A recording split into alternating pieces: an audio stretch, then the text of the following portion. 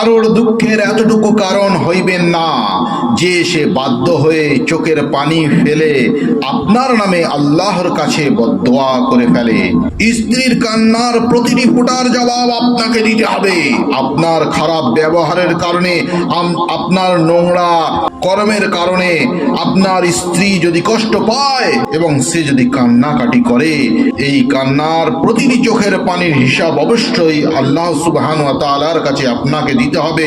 মনে রাখবেন, আপনি ছাড় পাবেন না। আল্লাহকে ভয় করেন, আল্লাহকে অবশ্যই ভয় করেন, আল্লাহর বিধান মানেন, ইসলামকে জানেন। ইসলাম না জেনে দুনিয়ায় কিচ্ছু আপনার ফায়দা হবে না, না আখিরাতে।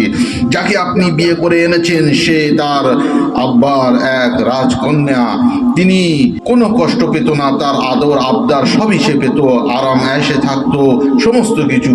সে যখন বিয়ে করে আসে, আপনি কি করে তাকে কষ্ট দিতে পারেন? আপনার কি অধিকার আছে?